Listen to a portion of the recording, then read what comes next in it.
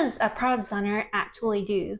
You just make things pretty, choose the fonts, and make buttons. Sure, but that's only 1% of what I do. Let me show you the full picture. Hi friends, I'm Jen. I'm a product designer in London. In my channel, I talk about product design and intentional design. When I say product design, I didn't mean physical products. I meant digital products. Examples are like Instagram, Google Maps, Uber, Deliveroo. It's not just about making things look good. We have to consider all of these when we design the product. I have been explaining to my friends and family hundreds of times, and I'm pretty sure they still have no idea what I actually do. Honestly, I didn't either until I became a designer. So today, I'm going to show you a normal workday in my life, and I'll explain why I do what I do. In the end, I'll break down all the skills you need to have to become a product designer. So, showtime!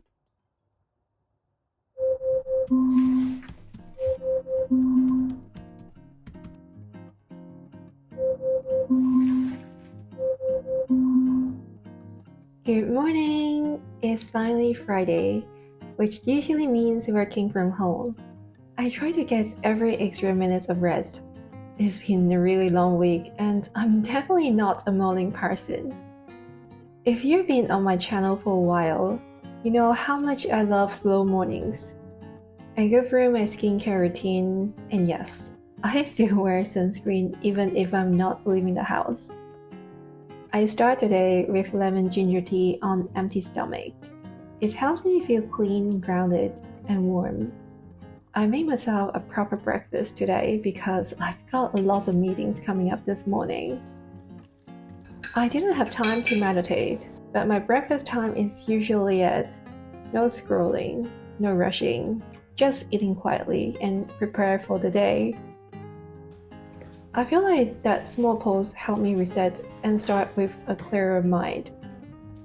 I start by checking my calendar to see what's coming up and replying to a few Slack messages.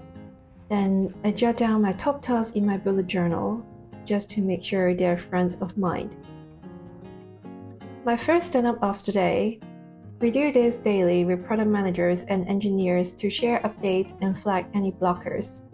It usually lasts about 15 minutes, just enough to keep everyone aligned, transparent, and moving forward. If you have any challenges, this is the best time to raise it.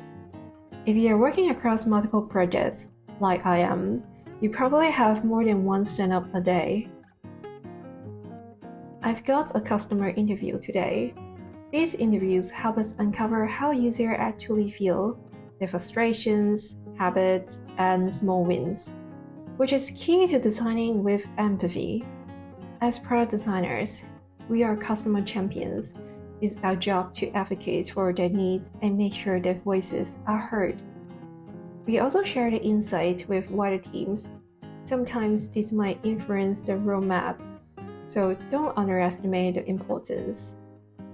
Interviews usually last between 30 minutes to 1 hour, depending on how the conversation flows. After busy mornings of meetings, I finally get 1 hour of quiet focus time. This is when I dive into hands-on design work like mapping user journeys, updating user flows, or reviewing feedback from the team. If I need more time, I would usually block it in my calendar. But today, I feel like the meetings will really help move things forward. I meet with cross-functional teams like marketing from time to time to make sure we're aligned on the entire user journey. As a designer, you're not just designing for a moment, but for the full experience.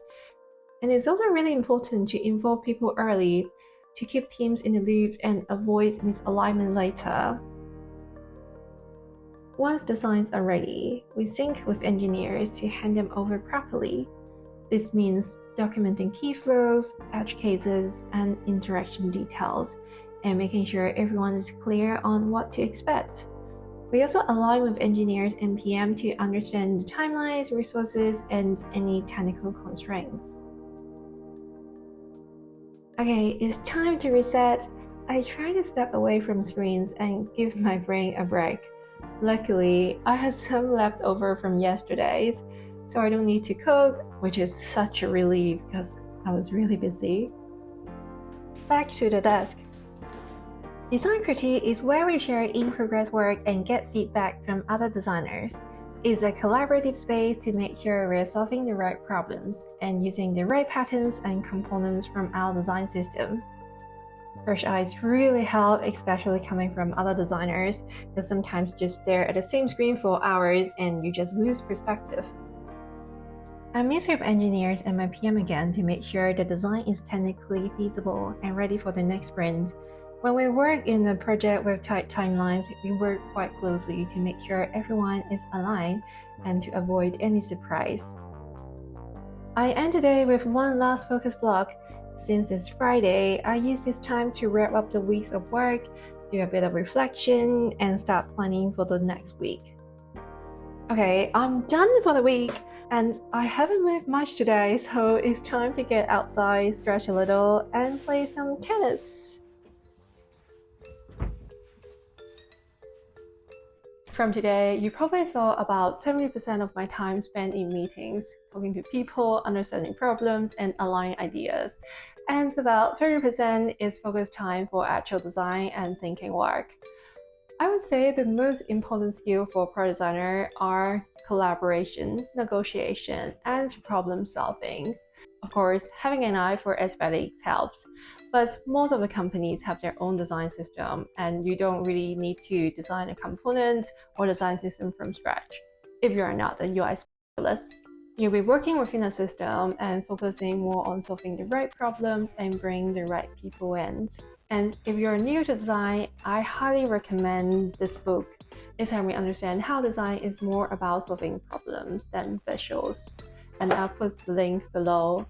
So thank you so much for spending the day with me, and I hope you enjoyed the video and get to understand more on what a product designer actually do. If you have any questions, drop in the comment sections, and remember to subscribe me. If you're interested more in why I become a product designer, watch this video next.